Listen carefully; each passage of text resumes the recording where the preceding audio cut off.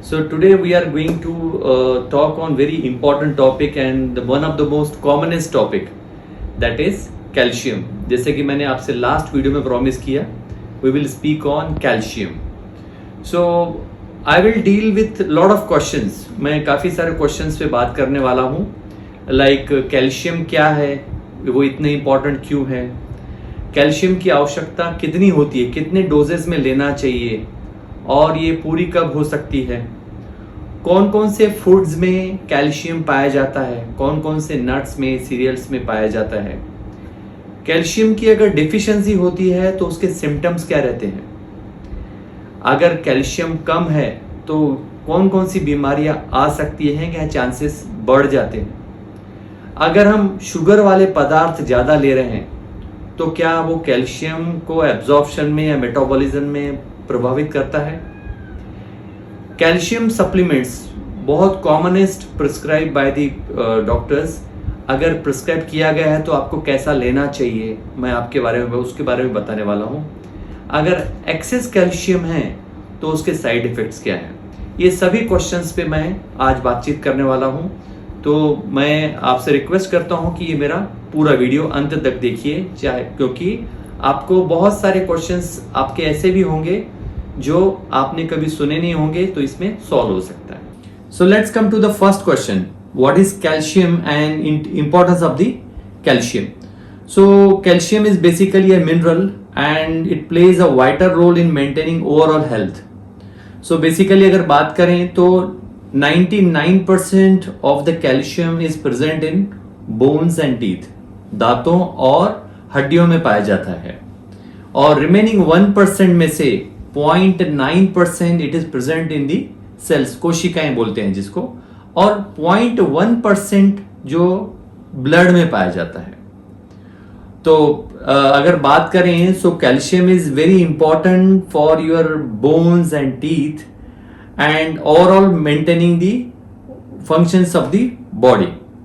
Now I will talk about कि calcium का absorption कैसे होता है, मेटाबॉलिज्म कैसे होता है, क्या क्या खाने से ये आपका कैल्शियम बढ़ता है, क्या नहीं खाने से आपको बीमारियां हो सकती है, ये बारे में आपको मैं विस्तृत जानकारी देने वाला हूँ। So coming to the very important questions and बहुत सारे पेशेंट्स पूछते हैं कि डॉक्टर साहब बताइए हमें कि कौन कौन से फूड्स में, ऐसे कौन से फूड्स हैं जिसमें कैल्शियम अत्यधिक मात्रा में पाया जाता है।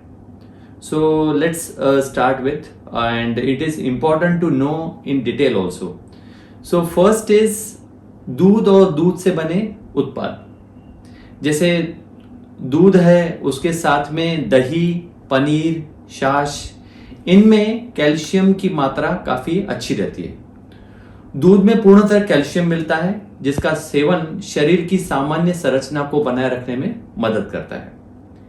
देन कमिंग टू, अगर सब्जियों की बात करें तो साग, जिसको हम पालक भी बोलते हैं, पालक में बहुत अच्छी मात्रा में कैल्शियम पाया जाता है, और सरसों का साग जिसको हम सामान्य भाषा में संजीवनी भी बोलते हैं, ये दोनों आहार विभिन्न विटामिन और मिनरल के साथ कैल्शियम की सहायता से हड्डियों को मजबूत और सुरक्षा प्रदान करते हैं।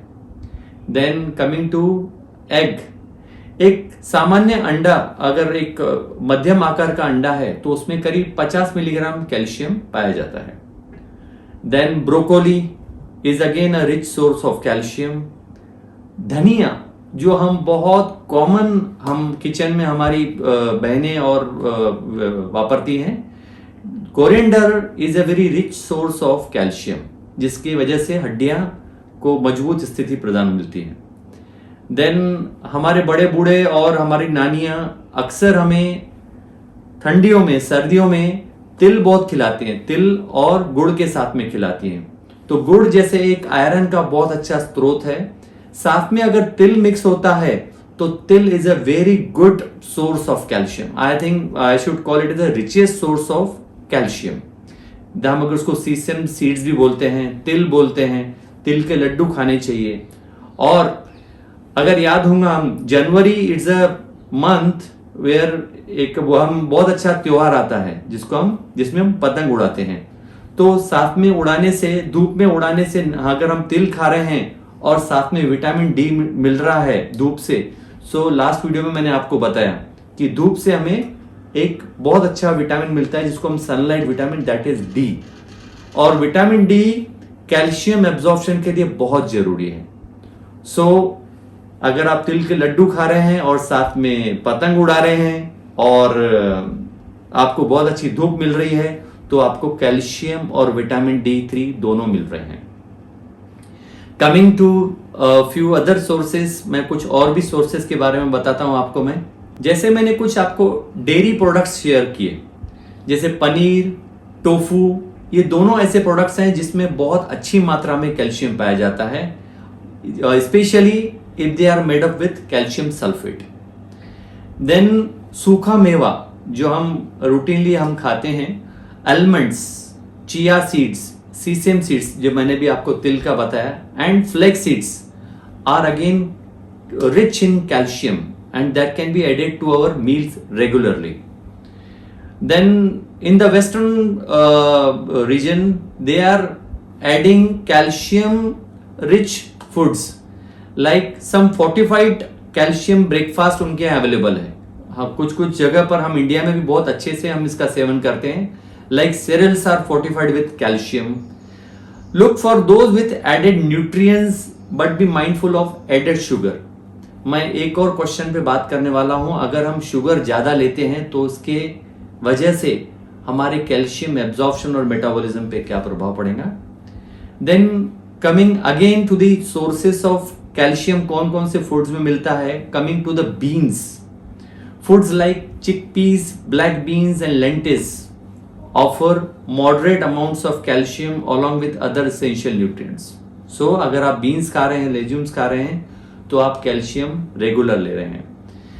अगर आप होल ग्रेन खा रहे हैं तो राजगिरा और क्विना ये बहुत अच्छे कैल्शियम के सोर्सेस हैं।